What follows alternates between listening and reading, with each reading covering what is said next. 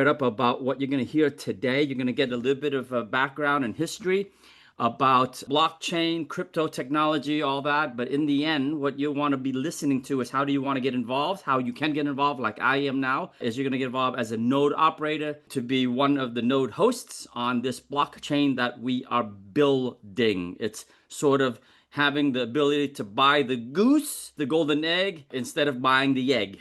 Okay, and that's what you're getting into. And two more keywords that I want you to listen to is I'm a real estate guy. I understand what real estate assets are. I'm a businessman. You're going to hear the word real world assets.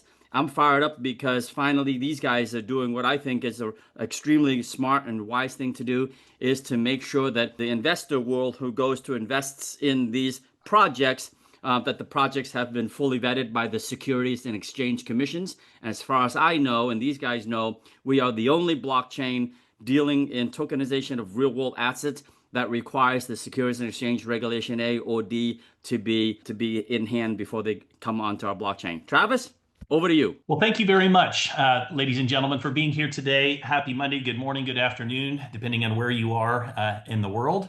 It's a pleasure to have the opportunity to be able to share with you our vision, our mission, and our purpose here at Trusted Smart Chain. Sounds like you've had a chance to be able to watch our full overview, so I don't want to go back and just take you through a PowerPoint presentation that you've already seen. I'd like today to give you some additional insights, maybe the story behind the story, if you will. And also, I want to talk a little bit today about just evaluating cryptocurrency projects. Before we begin, let me just give you a little bit of my background so that we know each other a little bit better. I have been married for 25 years, coming up this fall. I've got 6 children, so a big family, 3 grandchildren. I always start there because it's what I'm most proud of. I'm an entrepreneur through and through. I've been involved in a number of different traditional businesses over the last 30 years. My forte is building, sales organizations and ultimately driving community. I got involved in cryptocurrency. I first heard about cryptocurrency back in around 2012 or so, 2011, 2012. I had a friend of mine that called me and he says, Travis, I've got this investment opportunity for you. It is a digital coin, a decentralized currency that's called Bitcoin. And I said, okay, tell me a little bit more about it. I'm a big believer that the height of all stupidity is forming an opinion without knowing all the facts, and I'm always willing to listen. And so he proceeded to tell me, about this coin. And the first part of the conversation that I struggled with was when I heard the term coin, in my mind, I'd asked him, is it gold? Is it silver? Do they send you a coin that you get to hold? And he says, no. It's a digital coin. And I said, okay, digital coin. All right. And then I said, well, where can I spend it? And he says, well, you can't really spend it anywhere. You just kind of hold it. And I said, okay, so I can't really spend it anywhere. And I said, well, where do you get it? And he says, well, you've got to find somebody that's selling it. Because at this time, there weren't just exchanges. There wasn't a Coinbase or a crypto.com that you could go to and openly buy Bitcoin. And so I'm thinking to myself, all right, who's behind it? Well, it's this guy named Satoshi Nakamoto. We don't really know who he is. Maybe an entity, maybe a person. And at this point, every yellow flag, red flag that you can imagine is going off. And then I listened, and he was pretty excited about it. He says, man, I'm going to put a few $1,000s into this, and I think you should too. And after he was done, I said, listen, I don't want to poo-poo on your excitement level here, but I just have to tell you, I think you're getting scammed. I really think that you might want to look at some other opportunities and some other options. And so I chose not to get involved. He did. And we all know the rest of that story. So I'm sure each and every one of you at some point between 2009, when Bitcoin was introduced, and where we sit today at 2025, first heard about Bitcoin. And it might have been, Bitcoin was worth 6 cents at the time. It might have been $700, $7,000. I remember distinctly a couple of years later when Bitcoin did pass over $1,000 a coin, just kicking myself, feeling like, gosh, now it's $1,000 a coin, Steve. I'm not going to invest in it now. It's hit $1,000. And I couldn't even bring myself at that point to get involved. And then I watched it go to 7,000. And then I'm like, now I'm definitely not going to get involved. So the rest of the story, right? We all know the rest of the story. So when that same friend came back around in 2015, 2016 and said, Travis, there's another coin that just launched. I was all ears. And he said it's called Ethereum. And they just introduced these things called smart contracts, and we have an opportunity to mine it. There's a mining operation, and I think you should get involved. And I was like, where do I write the check? I don't even understand how this all works. I don't even know what it is. But at this point in time, there was enough credibility, and he had enough credibility with me, just as you all have with Tom, and the reason why you're here today, that I decided to get involved. And I started accumulating a large amount of Ethereum. I really had no idea. In fact, I remember going to meetings just like this, um, and I had no clue what they were talking about. They used language that made absolutely no sense to me. My grandfather was a coal miner, so when I heard mining, that was all I would picture as guys going into the coal mines. But I started mining Ethereum, and I was at least smart enough to get my wallet hooked up and to be able to check my balance every day and to be able to see these Ethereum coins that were being deposited. And I remember him explaining to me this concept of mining and nodes. And basically what he said was, look, you could go buy Ethereum on an exchange, or you can own essentially the equipment, the hardware, the software that mints these tokens every single day. It's kind of like, would you rather go withdraw a $100 bill, or would you rather own the ATM that continues to distribute the money every single day? And so it kind of just made common sense to me. And I liked the idea that it was really hands off for me. I bought the software, I made sure that it was active, and outside of that, I just logged in and I checked my account every day, and I'd have more Ethereum than I did the day before. And so that was pretty exciting for me. And you fast forward a couple of years, and Ethereum went up, and it kept going up, and at one point it hit about $1,700 a coin, and I was pretty excited. I had accumulated a large amount of Ethereum. Uh, and then in late 2018, Ethereum and Bitcoin, both the cryptocurrency market crashed, and Bitcoin lost 92% of its value, and Ethereum dropped down below $100 per coin. And it just kept going. And I think at one point it bottomed out somewhere around $40, $50 a coin. And I held that coin for the next year. And I remember logging into my wallet every day, checking to see if it was going to do anything, if it was going to rebound. And it didn't. And finally, I just said, I'm going to just get out of this while I can. I'm going to liquidate this. And so I sold a lot of Ethereum for a little bit of money. Wouldn't you know it, a year later, Ethereum went to about $4,000 per coin. And I see some of your faces, and some of you are smiling, and some of you are nodding. So I know that you've played this game, you've been a part of crypto. During that time, it was kind of the Wild West. I always tell people that, I went to the school of hard knocks. I have missed out on some opportunities, but I've also made some good money in cryptocurrency. And along the way, I have learned, more importantly, how to evaluate cryptocurrency projects. I've had some great mentors, had a great mentor around 2019 that took me underneath his wing, that made about $50 million in crypto that year. And he taught me 5 key principles when you're evaluating an opportunity. And if it's okay, I'd like to share those principles today, Tom, because I think it's very relevant to what you are evaluating here at Trusted Smart Chain. I think that the first thing that and I call it Spark. This is my Spark evaluation. So the first thing that I always look at is I skip the hype. I don't necessarily chase the coins that are in the media anymore, right? I feel like it's never ceases to amaze me how when Bitcoin is sitting at 105, 106,000, where it is today, people line up to buy it. But even 3 months ago, the fear index was super high and nobody wanted to touch it when it was sitting at 75. And you go back even a couple of years. I mean, people don't realize it was only a few years ago that Bitcoin was down in the 30s or 40s. You go back 5 years ago, it was down below 10.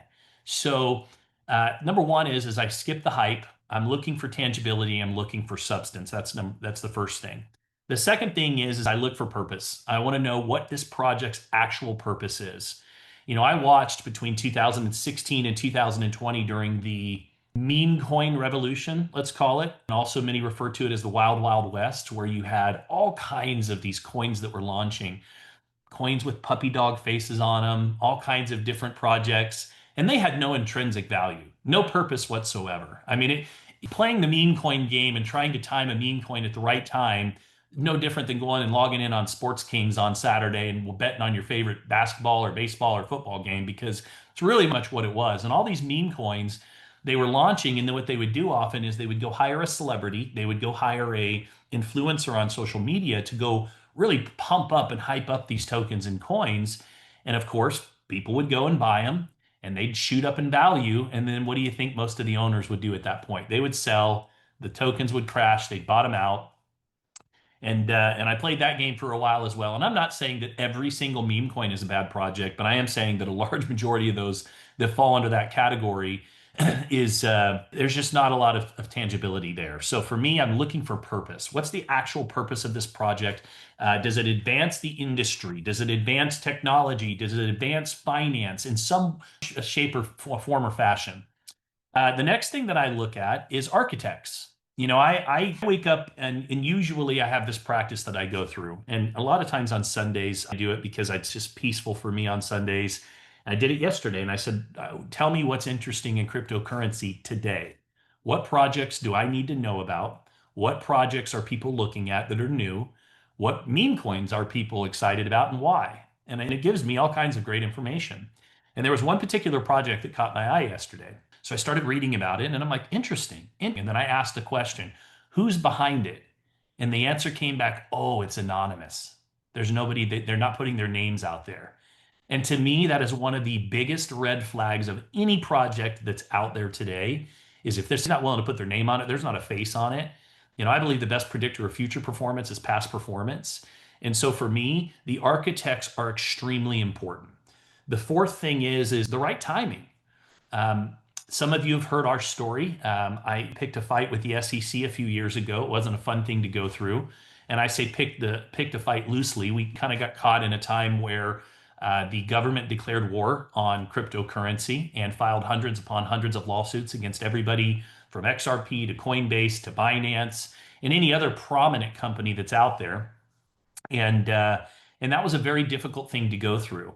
Right idea, wrong time frame. Right at that point in time, the banks were still trying to figure it all out and trying to figure out how to monetize cryptocurrency. You had the heads of banks from JP Morgan to Goldman Sachs that were telling you, don't go buy crypto. This is a scam. It's a bubble. It's going to burst. There's nothing behind it. But what they weren't telling you is while you were going and depositing your funds into the bank, we operate on the fractional banking reserve system. So what does that mean?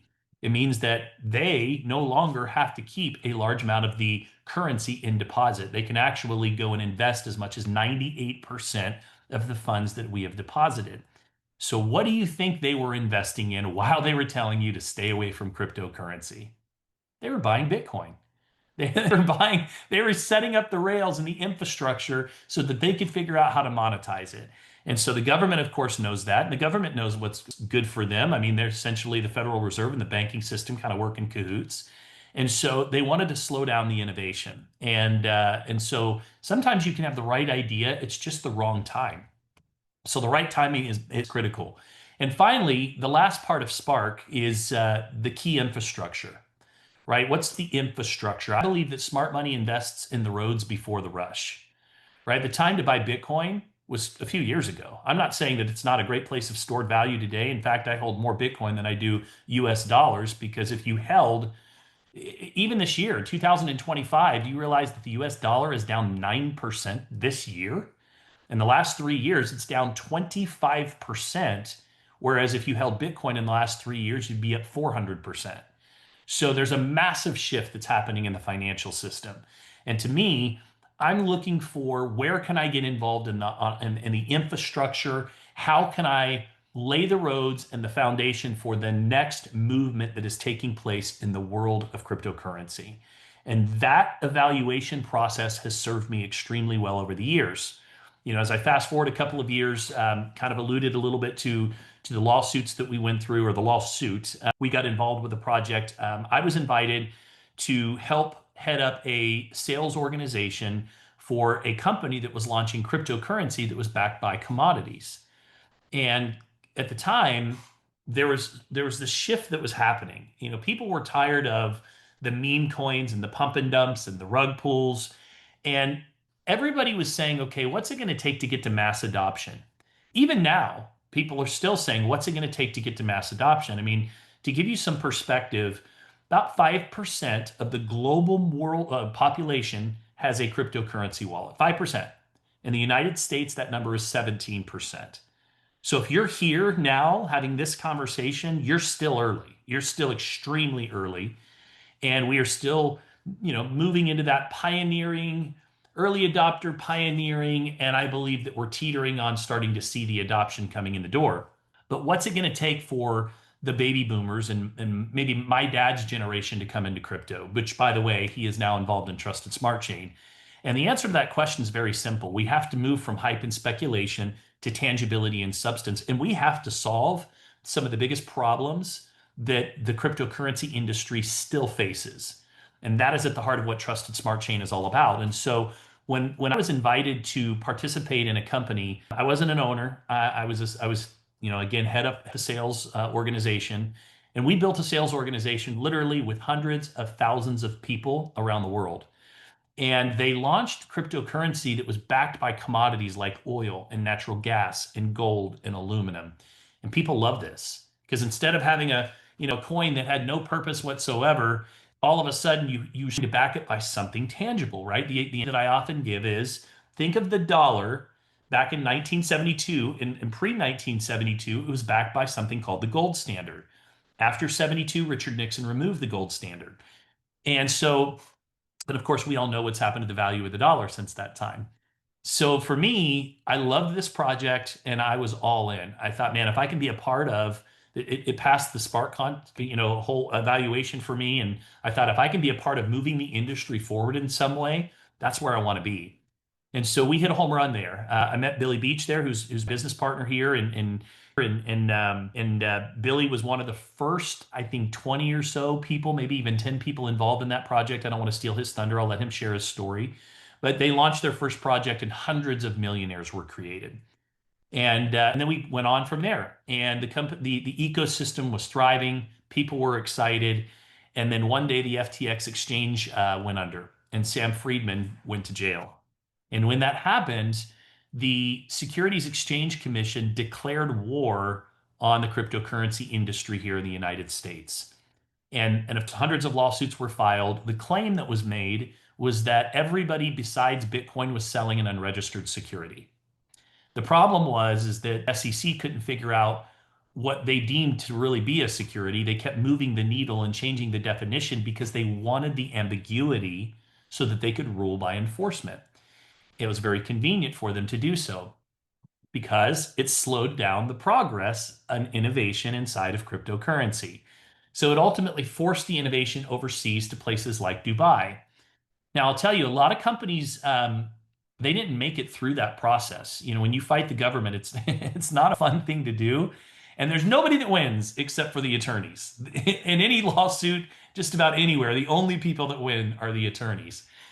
Some companies settled, they paid fines, and they decided that they just were going to do business inside of the United States. Well, we decided to fight the government, and we fought, and we spent millions of dollars, and we actually won our case. Not only did a federal judge throw out our case, but they actually fined the SEC attorneys that brought the case forward against us. Not only were they fined, but the office that brought the case forward against us was actually closed down because of the way that they misrepresented and handled the case. And not only that, but a federal judge then fined the entire SEC millions of dollars because of our case. And because of our case, Gary Gensler ended up on Capitol Hill getting grilled by all kinds of congressmen and women because of the abuse of power that was happening. And that was really, I don't want to say it was just us. There were other companies that were involved in all of this going on. But that was kind of a turning point because from there you started to see the momentum building. XRP started looking at our case and utilizing our case law. And eventually, Gary Gensler stepped down, and that led us to the new administration. And regardless of which side of the fence that you're on politically, if you are a crypto enthusiast at all, then this is the new administration is the best thing that could have happened from a digital currency standpoint. And so now it's very interesting to me that in relatively such a short period of time, 3 to 4 years, here we are in an entirely new era of cryptocurrency. And what I believe is happening right now is cryptocurrency is now growing up. You now have an administration that is providing the clarity and the framework and the regulation that is coming, that has been lacking for so many years. You have acknowledgement from the highest levels down, from the administration, talking about Bitcoin, XRP, Solana, Ethereum, all of these coins that are being added to our overall strategic reserve. People are no longer buying Bitcoin like when I was a first approach, just saying buy this and hold it and hope that it goes up. They're buying it because it's actually currency. That's the biggest difference. And if you can understand that shift that's happening, and then you start to look into the business world, the decentralized the finance world, you see that everything is shifting on chain.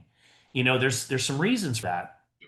So when we get into the stock market, how companies have raised their currency for many years, what you're going to find is, especially if you really start to look underneath the hood, is there's a lot of corruptness that takes place in the stock market. There's a lot of risk for companies that go public. And what's very exciting is now these can put their businesses on chain. Not only is it faster, cheaper, less expensive, and less risky for these businesses to tokenize on chain, but it allows them to now have access to a global market of investors unlike ever before. The beautiful thing about Trusted Smart Chain is we are solving some of the biggest problems, and I'm actually going to pull up a slide because I'm a visual person here. But we are solving some of the biggest problems in the world of cryptocurrency. And this is really at the heart of why we started this particular company. So if you take a look at some of the biggest challenges, excuse me, where did that slide go? Sorry, guys, my slide deck's being a little weird here. Bear with me one second. If you look at some of the challenges that we've experienced in this industry, some of those challenges, of course, include regulatory uncertainty. Billy, my business partner, was at Mar-a-Lago with David Sachs, the crypto czar, just at the beginning of this year. He and my other business partner, Matt, had a chance to be able to sit down with Barry Marino, who is pushing legislation forward when it comes to cryptocurrency. And one of the things that you'll find is some of the best regulation actually comes from companies just like Trusted Smart Chain that are pioneering and they're making a difference. And so at the heart of what we do is we are now laying a foundation and we are providing a universally global framework for the tokenization of real world assets. And that solves these issues. Regulatory uncertainty, that's going away. We now have the clarity and the framework. Just recently, the head of the crypto task force for Donald Trump said most of the meme coins that exist today will not have a future with where tokenization is going, or with where regulation is going. So we now have that regulatory clarity that didn't exist a few years ago. So when we talk about the right place at the right time, we are sitting at a perfect time to embrace this new world of finance, this new evolution of finance coming on chain. We look at other things like high fees. One of the beautiful things that we do is building our own layer one blockchain allows us to be able to control the fees, which complements the model that we have put together, and more specifically, our sister company, T7X, that plays into our overall utility, which I'd like to get into here in just a moment. By forcing a Reg A and requiring every single real world asset that's coming onto our chain to essentially file and register with the SEC and essentially be fully compliant, what it provides investor protection. What it also does is it forces an independent audit upfront of every one of these real world assets and an annual audit thereafter. So now we no longer have businesses that are claiming that they have all of these assets or claiming that they have all of this cash flow, but it's not real. A lot of these projects that have had lack of liquidity, rug pulls, misleading claims, all of that goes away with the process that we take our companies through. So let's talk a little bit about just what that process looks like so that we're clear on when we talk about tokenization and essentially what we're doing and how the utility works within our ecosystem. And then I'll kick it over to Steve if you maybe want to add some commentary here, and then Billy if you want to jump in as well. But let's talk a little bit about this for a moment. So we have a sister company by the name of T7X, and this is very important. So what T7X is a digital platform, trading platform that's no different than Crypto.com, Coinbase, Binance. And what they have is they are fully compliant in 7 continents around the world. They have access to a worldwide investor base. And what makes them so special, and if you want to know part of our secret sauce, it really is the T7X platform and their team. What makes them so special is they have collectively taken hundreds of companies public. They have a family office, and what they've done for literally decades is worked with companies that have wanted to go public on the stock exchange to raise capital. To do that, you have to file a Reg D or a Reg S and essentially be fully compliant with the SEC as a registered investment. This is a 100-page document, and it is not an easy process to go through, and it requires strategic structuring depending on your entity, depending on your assets, depending on your business, depending on your location. And so what T7X has done for years is they have helped these companies go through that process, file, and then help them for the next 12 months through their capital raise, connecting them through a media company to thousands of accredited and sometimes non-accredited investors. And that is their specialty. More recently, what they've realized is these small cap companies that are in the 10 to $100 million range that are going public, especially those companies, are being targeted by hedge funds that are trying to short their stock and essentially bully them.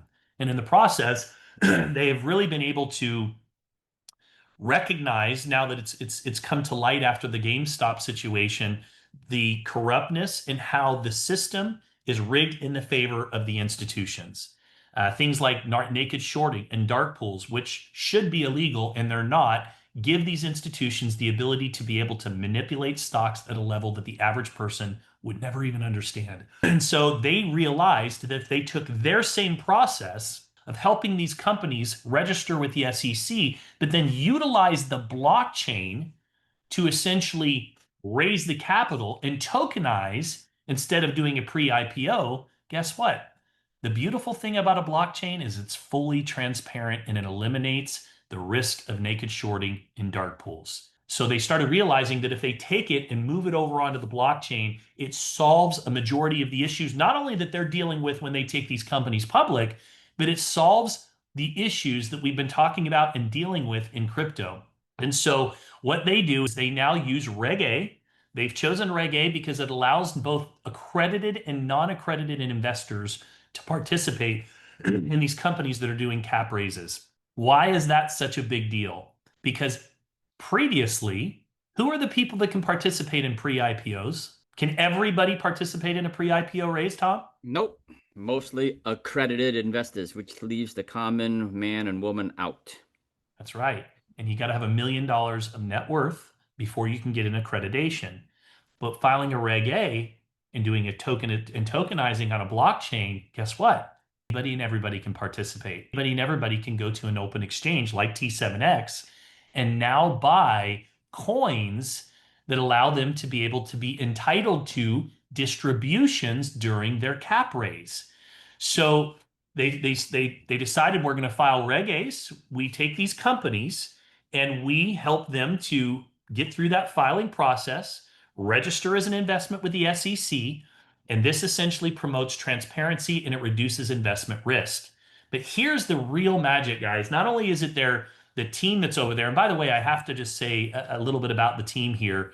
When we talk about the people that are on board, and we talked a little earlier about a project that didn't have any names on it, right? We're talking about individuals like Barry Seaman. Barry Seaman was the original whistleblower for Bernie Madoff. He managed Aegon's hedge fund, which was worth $130 billion.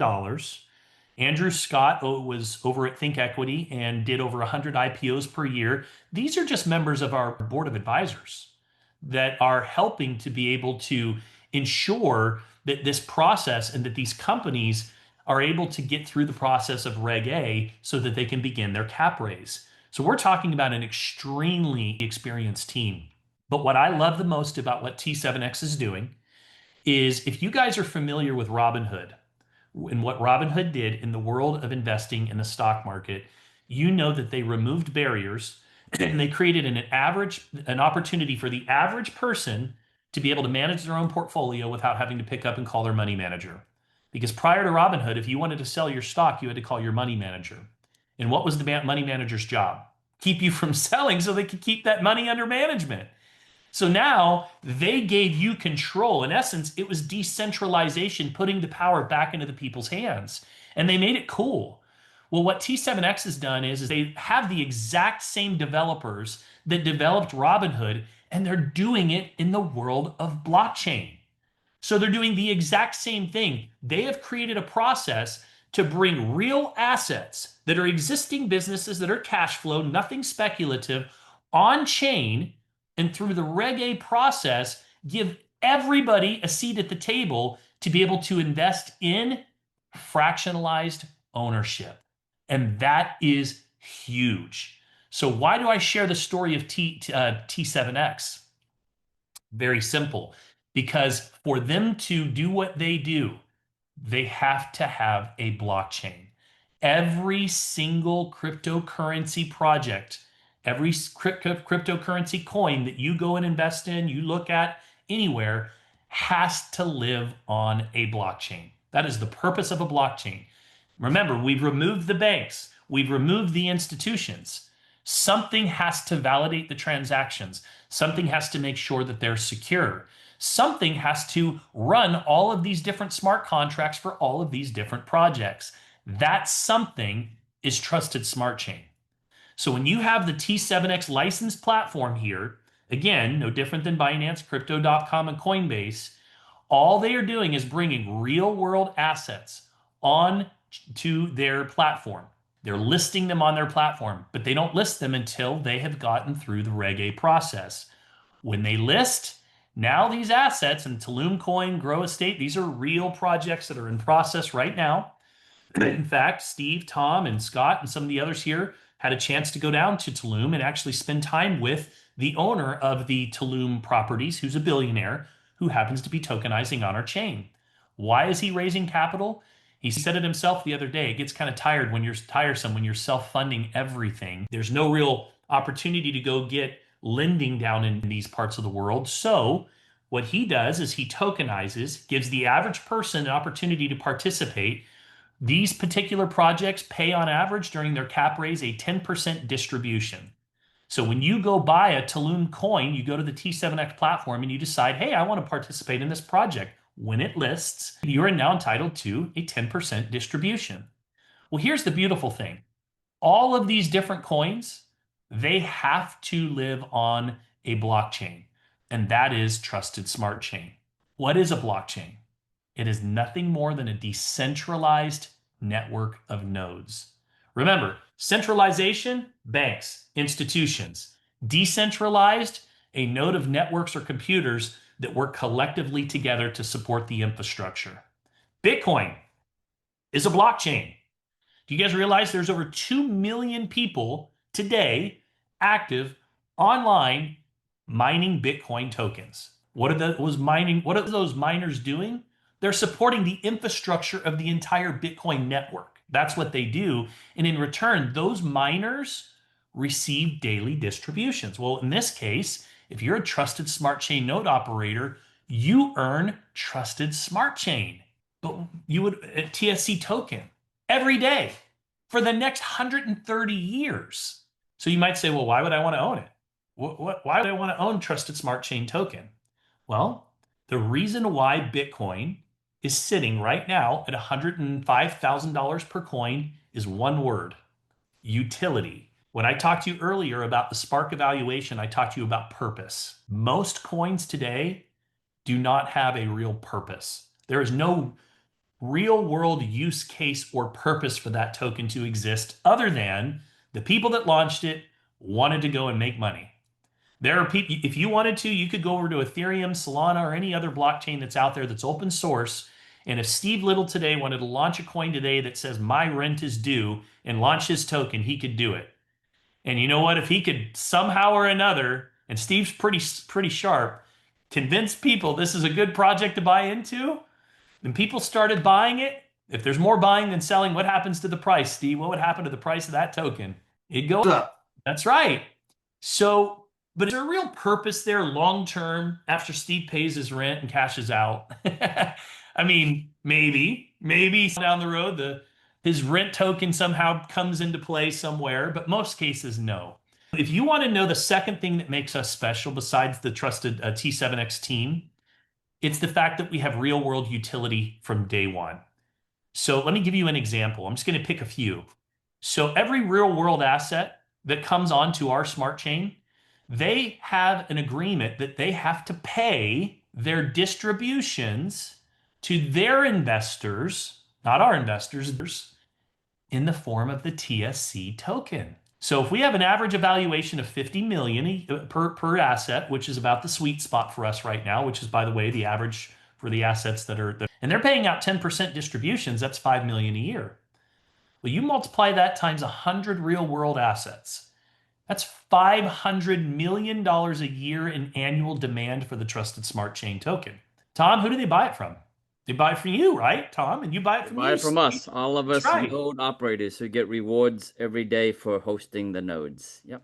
But if you're not really selling and you're holding because you know that long term more real world assets come on chain, that means there's less circulation and less supply. Then what happens potentially? Why is Bitcoin at 105 right now? Because of the demand and the diminishing supply. That's why.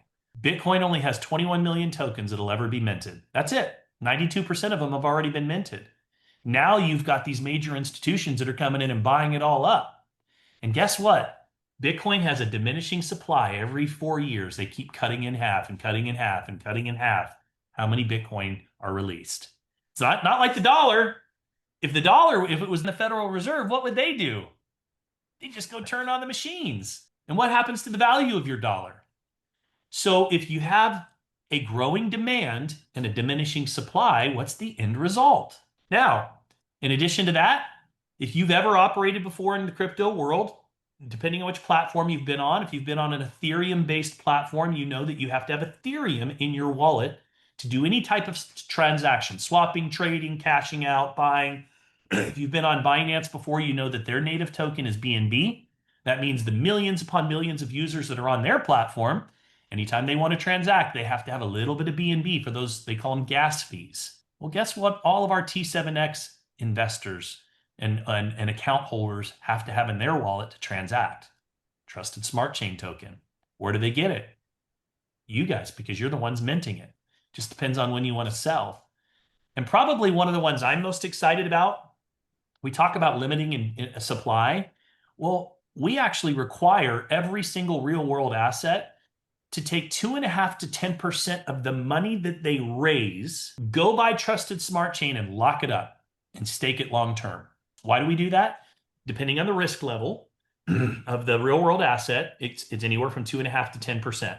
The reason is because T7X wants to protect the people that are on their platform and ensure that those real world assets have a reserve so that they can make sure that those distributions are paid. But think about this. You guys realize that as much as 20-25% of Bitcoin right now that is in circulation, remember, 92% of all Bitcoin have been minted. Do you know that they're on hard drives that are literally thrown away in trash bins? There have been people that have been searching in landfills for up to 10 years because they know they have hundreds of millions of Bitcoin on hard drives they threw away when it was worth nothing. So if you lock them up and take it out of circulation, what does that do to the supply? It further limits the amount of token available. Hey, Billy, jump in here for a moment if you would, and talk to me a little bit about just our tokenomics, because we people don't realize we've compared to Bitcoin from a tokenomics standpoint, and there's a reason for that. And if I just shared with you from the utility standpoint, and you listen to what Billy's going to share with you about the circulation, I think you'll understand why there is so much potential here right out of the gate. So Billy Beach, by the way, is by far, in my opinion, one of the most knowledgeable people that I know or have ever met when it comes to tokenomics and cryptocurrency. He is the idea man behind chain. And so, Billy, without any further ado, would you mind talking a little bit about the tokenomics? Yeah, thanks, Travis. Good morning, everybody, or good afternoon, I guess. So over the last 5 or 6 years, I've been involved in multiple projects, whether from a marketing standpoint, an investor standpoint, or as Travis mentioned, even an affiliate standpoint. And in watching different tokenomics over, 15 or 16 or so different platforms, we really kind of took I'm not going to say problems, right? Because all of these other projects were, had things going the right way in their own right. But we kind of took the best from really to build out this and build some of the structures into this.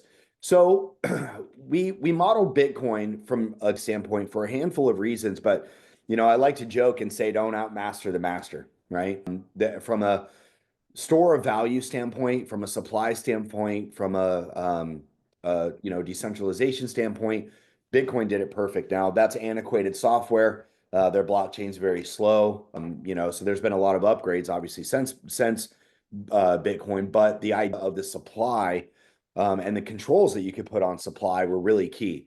And I'll get into how stand aside with partnership with T7X. Travis went over the utility, but it's important to understand how that affects supply when it comes to the trusted smart chain coin being the native token. So, but there were three main that after weeks and weeks of whiteboard and weeks of discussions, with other heads of projects, other tokenomics experts, why we dialed into Bitcoin for this project. And the number one really top reason is familiarity. If you guys think about market cap, okay, if you were to go to CoinMarketCap today, which is kind of the website that is all things crypto, right? It has every token listed. You could pull up every token out there, see what the market cap is, see what the trading volume is. If you look today, it's usually about 3.5 to 3.8 trillion total market cap for all crypto projects. That's every token out there, okay? If you back up a year and a half to 2 years, that was about 1.2 trillion. So we've gone from 1.2 trillion in about 2 years to 3.8 trillion. And what we're looking at is over the next 5 years going up to roughly 16 trillion. Now, if we look at the fiat market, okay, right, equities trading, stock market, et cetera, it's 140 trillion in that market. So in the last handful of years, from a crypto standpoint, guys, the crypto bros are here. You guys see them. 22-year-old kids, hat on backwards, driving a bright green Lamborghini, right? The crypto bros are here and they've been here. We've been here. I've been a crypto bro for years, right? I have tons of tokens and I've been into crypto for a long time. But what's happening now is take a look at this call. Okay, I had this epiphany. We had our open here back in March. And on one of the mornings, we took our higher level affiliates to Pelican Hill. If you guys have ever been to Pelican Hill out here, it's absolutely beautiful in Newport Coast for breakfast. And there was 50, 60 of us there at the breakfast. And I leaned over to Travis and I said, Travis, look at the table. What do you see? And of course, Travis responded, he goes, everybody's having a good time. Said, everybody's having a great time, right? I have a good time at a World Resort. I said, but look at the demographic. And he looked for a second and I said, look, everyone at this, I think I'm the youngest one at this table. And I'm 47 years old. And he sat back and he said, wow. And I said, when have you ever seen this in a crypto project before? And he said, never. And I said, okay, so this is telling us that what's happening now is the last handful of years, right? The water's been dangerous. There's been riptides, there's been tsunamis, there's been, water spouts and all these things. And now we have a nice calm pool that's averaging about 78 to 82 degrees, right? And the reason for that is structure, transparency, regulation, and safety. And what we're going to see over the next handful of years, and this call, like I just mentioned, this call proves it. Look at everybody's camera. There's not 18 and 22-year-olds in here talking about a token going up 3,000%, right? It's people that have an understanding of real estate, an understanding of finance. Look, I know most of you guys are in real estate. I was in mortgage for 22 years. I all the way up to running a $14 billion bill for a Ginnie Mae issuer in Salt Lake City, right? We understand finance. We understand LTV. We understand risk. We understand investing to a point, right? When it comes to real estate being a stable investment. Proofs in the pudding. Look at Warren Buffett. Made his money in real estate. Show me a better opportunity, right? Now, when we're talking about this new adoption, what I like to refer to is this new group or new entity of investors coming in are smart money investors. We're not here to take big risk. We're here for nice, stable return. I know where my money's going. I know, this is approved by the SEC. I know what my dividend's supposed to be. Every quarter, I'll get a distribution. Okay. That's going to adopt the next wave. All right. And when we're talking about a native currency, okay? Trusted Smart Chain coin. So the blockchain is the infrastructure. The coin is the native currency of the T7X digital asset platform, in which all of these assets are properly registered, fractionalized, and made available to the world, okay? TSC, Trusted Smart Chain Coin, is the native currency of that entire ecosystem. So when we're talking about a currency for a platform and distributions being facilitated back and forth between the asset managers and those investors in those projects, right? The currency used, we wanted to have something very familiar. I think it would be safe to say, everyone on this call, if I said, hey guys, thanks for joining this morning, I'm giving all of you $1 in Bitcoin, everybody would be like, awesome, I got free Bitcoin, right? Bitcoin good. So when we structured this, that was our number one objective, really, or the number one deciding factor is, let's go with Bitcoin tokenomics because it's familiar and people already understand it. Our education curve literally goes down to zero, okay? So the bringing these investors into these projects, their distribution is going to be to them in a cryptocurrency that models Bitcoin. Simple. The second piece is, Devin, let's assume that you did $100,000 into one of T7X's real world asset projects. And let's say that project paying a 10% dividend or 10% coupon. And let's say that was paying every quarter, okay? So at $100,000, 10% would be 10 grand. If you got a distribution every quarter, it would be safe to assume that you would get a distribution about $2,500, right? Perfect. So now, if you woke up this morning and you opened your T7X wallet and you got your Trusted Smart Chain coin, your distribution of $2,500 for this quarter, if I gave you 1 million tokens and each token is worth 0.000025, or you got 10 tokens and each TSC coin was worth $250, which one feels more synonymous with value and more synonymous of a blue chip stock, which is what you guys are used to investing in, versus a penny stock, right? So based on other layer one projects, initial price points of the other, like I said, 15, 16 projects I've seen, as well as studying hundreds of white papers and tokenomics from other layer ones, we believe even from day one, our token will have a more real world blue chip type price versus, the projects like XRP in the beginning, where the token was worth 0.0024 and there's 400 billion token. Okay, so at 21 million supply, we believe that initiating bringing those first few assets on chain, bringing new smart money investors, and facilitating those in a token that resembles more of a blue chip stock price, adoption is going to be easier. Okay, the reason is when you have limited supply and you have high demand. Steve now has a trademark movement that he came up with, Tulum. I think something like this. But point being, guys, is I'm gonna use Steve's favorite analogy that I joke around with. If you're stranded on an island and Steve floats by every morning and throws you one apple, are you gonna ration that apple out throughout the day? Most likely, right? Now, if Steve drives by every morning and throws you a bag of 100 apples, you're gonna eat some, you're gonna throw some back at Steve, you're gonna be knocking coconuts out of the tree, they're gonna be laying in the sand rotting, right? Supply and demand since the beginning of time, it hasn't changed, and it's not going to. So the third, and what I feel like is most indicative of value or perceived value, is 7,191 tokens get minted every day by node holders.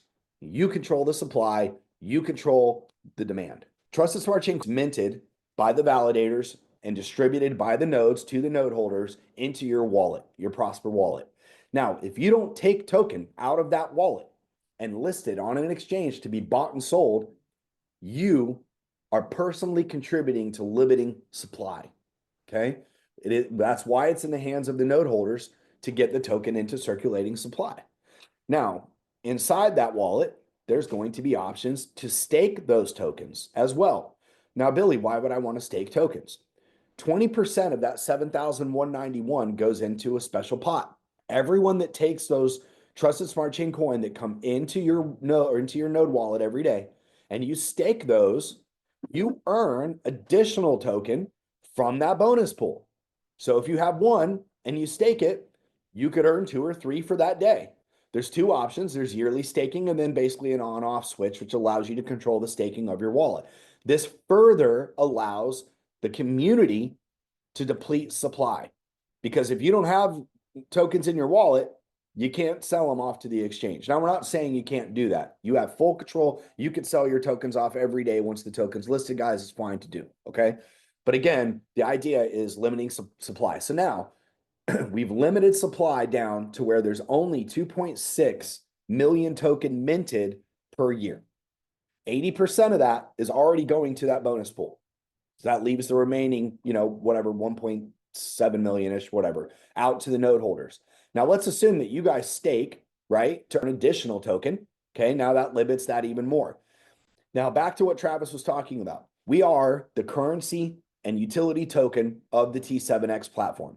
Right now, there's 16 assets. There's 3 that are in process of having their Reg As written. The goal is to bring on for the first year, basically we're overlapping 1 to 12 assets year 1. Okay, we're building out the teams. We're bringing assets on chain, right? And we're doing it in a nice, slow, compliant, right, process. Okay, but the goal of the team is 100 assets on chain by year.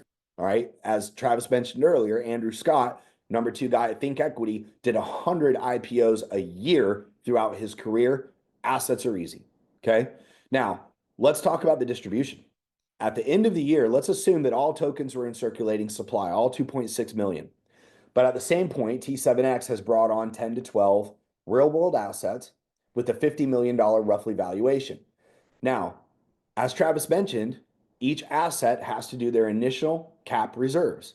Same as on the stock market. NASDAQ requires the exact same thing. Those assets, when the capital starts coming in from that Reg A, 10%, or sorry, 2.5% for green assets, which is what we're going to start with, has to go and buy the Trusted Smart Chain coin and put it in their reserve wallet. That's buying number 1. Again, demand. Number 2 is once distributions start out during the first quarter, that asset manager, those asset managers have to go buy the Trusted Smart Chain coin. Again, guys, this isn't from Travis. This is from the open market at trade price, okay? They have to go buy the Trusted Smart Chain coin to facilitate Devin's $2,500 distribution, right? Each asset, if each asset's about 50 million enterprise value, about 10% return, that's 5 million per year. At the end of the year, that's 50 million in fiat cash that is injected into the open market to buy the Trusted Smart Chain coin and facilitate those distributions, okay? That's utility number 2. So when we talk about 2.6 million token, $50 million in fiat, Steve's been around this game for a while. Steve, what happens when you have that amount of buying in an open market token that you've seen in other projects? When you got massive buying, things move. Things move, right? So that is how we have developed this currency of Trusted Smart Chain, adopted it into utility use and within the Trusted Smart Chain, the T7X digital asset platform, and required these asset managers to do large scale purchasing of the Trusted Smart Chain coin. Now, a lot of other blockchains out there, guys, have buying, okay? But think about this, and I want you guys to think of this over the next couple of days. Tell me a blockchain that requires it. Show me is there any reason that you have to buy Ethereum? Is there any reason that you have to buy Solana? Is there any reason look, XRP is fantastic, and I think at some point XRP is going to do its thing. But guys, banks don't have to buy XRP to change the way they structure interbank transfers.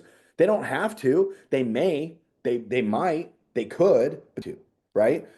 That is what we have built in by having the digital asset platform and having the blockchain and creating the native currency. We control the supply and the demand and where we require these asset managers to purchase the coin. And there are no other project out there that does that. So from years of experience, guys, we have dotted all the I's, crossed all the T's when building this infrastructure to create more buying than selling. And when that happens, I think we have a very promising future. Thank you, Billy. And I want to kick it over to actually Steve for a moment, because very interesting perspective. Steve was the CEO of a very well-known cryptocurrency project. He brings an extensive amount of knowledge and wealth to the table. And he's got a great story about not wanting to be a part of this at all in the beginning stages. And I don't want to steal his thunder, but Steve, why don't you jump in here for a moment? Yeah, Travis, thank you very much. Man, it's great to see everybody on here today. Tom, tremendous job bringing some stud and studette type people to the table, as you told us you would. I want to go back just a second. I'm sure there are some people on here like me a few years back when you heard the word node, N-O-D-E. It's what the heck is a node? Okay, a node to a blockchain project is like a cell tower to a cell phone network. Every one of us know that this thing right here has to have thousands and thousands of cell towers to work. The network is not dependent on any one of them, but collectively it's very powerful. That's what a node is to this blockchain. Travis said earlier the power of that. And I got a pretty unique story. I had a buddy that many years back, about 8 years or so ago, he was literally broke. Okay, I'd done a favor for him. He wanted to buy me a nice dinner. I found out later he had to borrow his dad's card to pay for it. And the reason that's significant, he was a junior, so he had the same name. And but here today, 8 years later, the guy is a with a B. Okay, that's not fluff. I've seen the evidence of it, irrefutable. It's there. And the thing got me so excited about that was I was excited for him. But Travis, what he told me was he did mining. He hit major home runs in two opportunities. One was Bitcoin back in the day when he got engaged with that, and the other was you might call an altcoin, which found momentum, and he took multiple billions out of both projects, and it was very exciting. I learned from him, but I also what I've learned was this: you've got to have a purpose, like I said earlier, to project, and you've got to have a way to drive utility.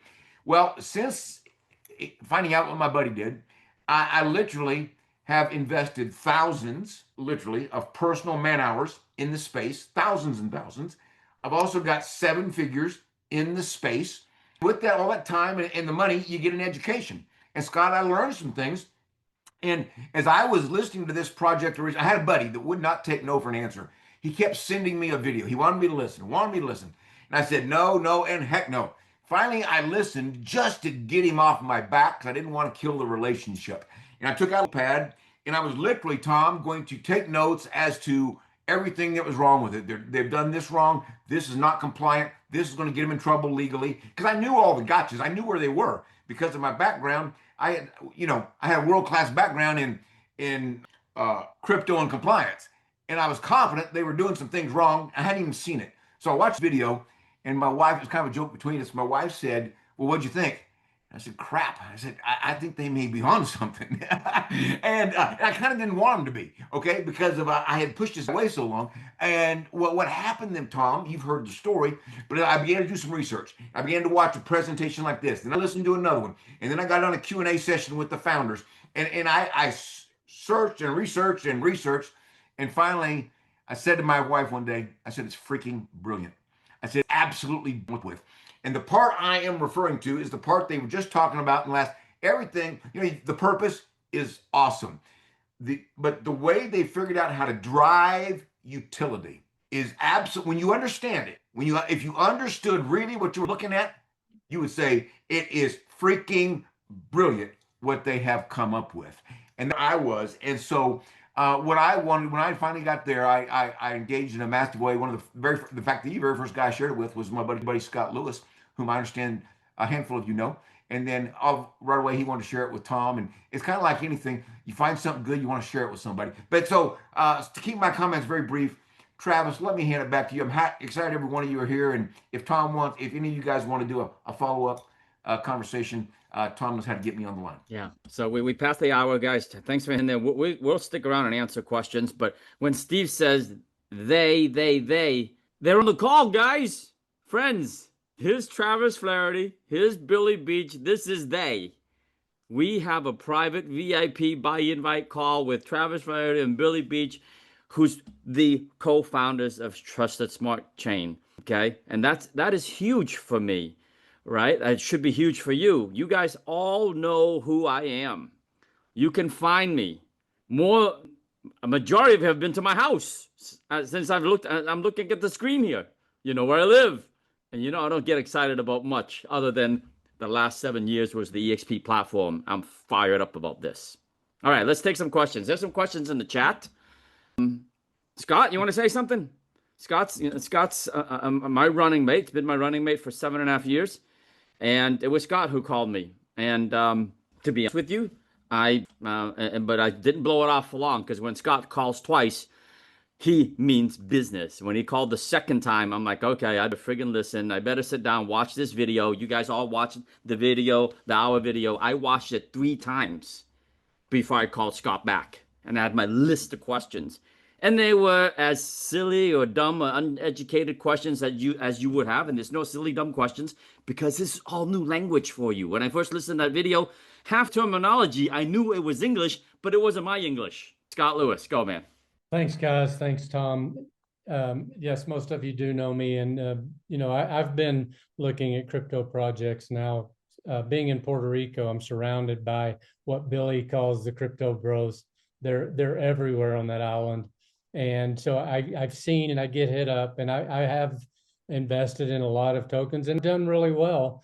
But I can honestly say I've never seen a project like this.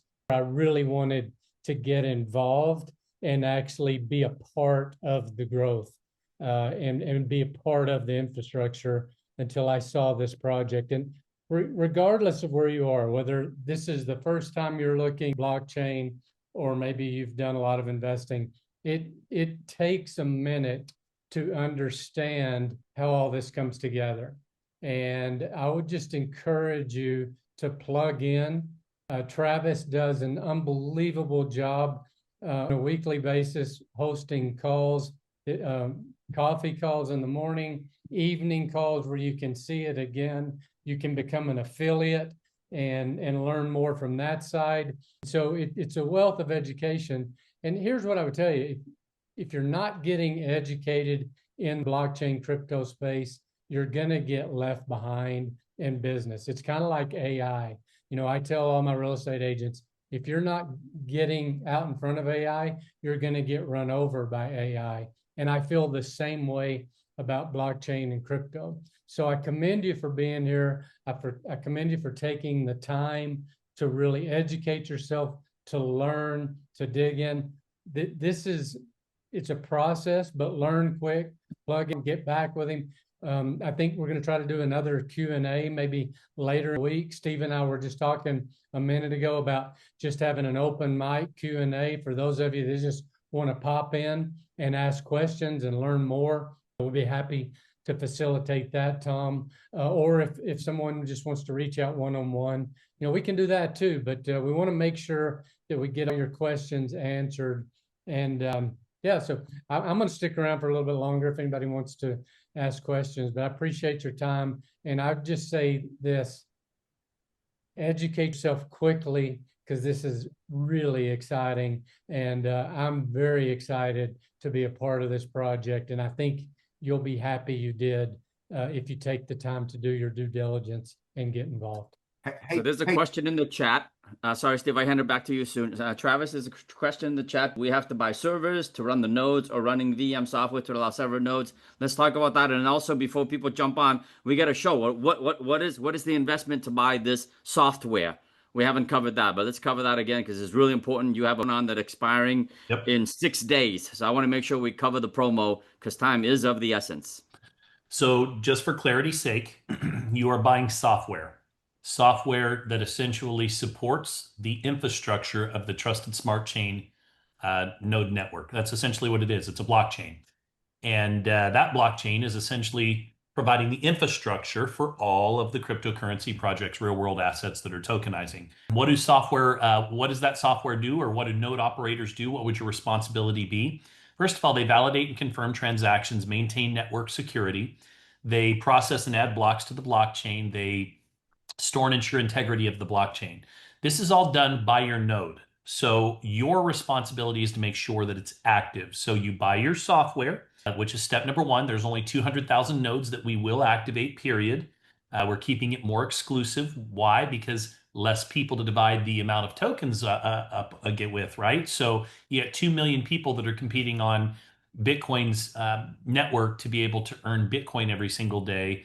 It's a simple distribution model, right? It's just math. It's just a mathematical equation that's run by what's called a smart contract. 7,191 tokens distributed every day, 2.6 million a year for the first 4 years, and then it gets cut in half. So that's all just divided by however many node operators are online. That's why the people that get in early benefit the most, because they accumulate a large amount of tokens. So we're only activating 200,000 nodes. We have 17,000 nodes that are already active. So you purchase your trust node, then you download your Prosper wallet. That's where your tokens are distributed to every day. That allows you to manage your tokens. And then you have to host your trust node. So hosting it simply means we have a referral partner. You can spend $1.95 per month, and it gets hosted in a data center that is secure. So you never have to worry about burning up your hard drive or your electricity going out. It's all handled very simply. You just basically copy your key, put it over into a little over on the hosting side, click enter, boom, they connect it to their data center. You're hosted, you're online, you start earning your daily rewards. So the prices of the nodes comes with a membership that's going to give you education in our blockchain community, invitations to our owners events. One node is $2,600. That's called a founder. You become a founder in the Trusted Society, and that gives you one distribution of the overall nodes that are paid out. So again, you're earning your token rewards, you're a stakeholder in the DAO. Our most popular probably, and most people start out at the prestige level 5. You do have a right there. If you buy 5 nodes, you get 2 free. Then we have some levels that get you a little bit more access within our community. The legacy level at 20 nodes gets you 2 free nodes. So you're getting $50 worth of software for free. 20 nodes gets you under the promo now 8 nodes. 8 free nodes. That's right. There's no limit. So you get 8 free nodes. So you're actually driving your price per node down below at $1,800 per node with the promo that's currently running for the next 6 days.